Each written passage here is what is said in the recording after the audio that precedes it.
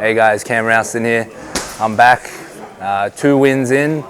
Had a loss on Dana White's Contender Series in August. Fight didn't go my way. Had a pretty close fight.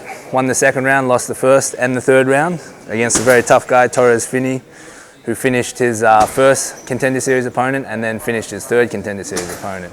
So I'm the only guy he hasn't finished on Contender Series. 4 weeks after that, I lined myself up another fight here in New Zealand on Stealth Fight League against RPF from JFK in China, a very tough Chinese MMA fighter with a record of 13-8. Managed to get a calf slicer in the second round, which was a great win to have on my record, a good little highlight.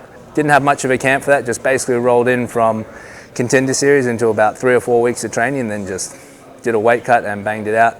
And that was on Stealth Fight League 1. And then straight after that, after Stealth Fight League, I locked in another fight on Eternal. Eternal 91, they had a double header, Eternal 90 and Eternal 91. I was on the 91 card, which was on Saturday. I was fighting Blair Breitag from Team Compton. He was a highly touted middleweight prospect. He was 3-1 at the time, all 3 wins coming by first round KO. He's a bit of a knockout machine.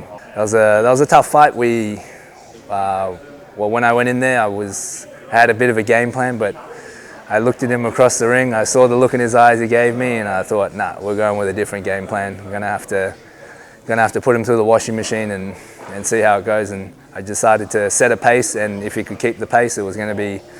I knew it was going to be a tough fight and probably go to a decision. And if he couldn't keep the pace, I knew I was just going to melt him. And the latter happened. He melted by the second round, which was good. For that camp, I had another 4 weeks. I basically rolled straight from Stealth Fight League into the next fight camp. So I had about 4 weeks. Went over to Bangtao, trained with the Hickman brothers, linked up with Brad Riddell again, got some solid training in. Went over there with the Cobb, and we enjoyed our time there. We got a little bit sick. Well, I got a little bit sick, but yeah, it all worked out. It was tough over there. It's tough training in Bangtao. And after that Eternal fight against Breitag, I got offered another fight on Eternal, the UFC weekend in Sydney.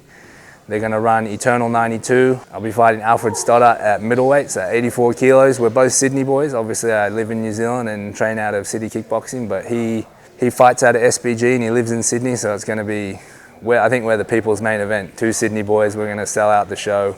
We're going to have everyone in there cheering for us. It's going to be a banger of a fight.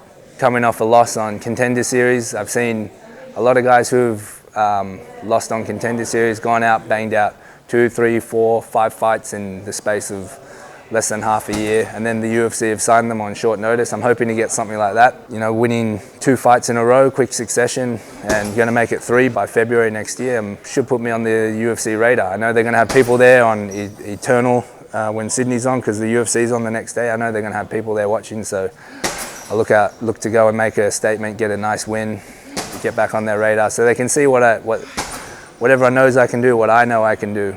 I didn't really get to show that on Contender Series, but I want to give a good win and show the UFC that I'm more than ready.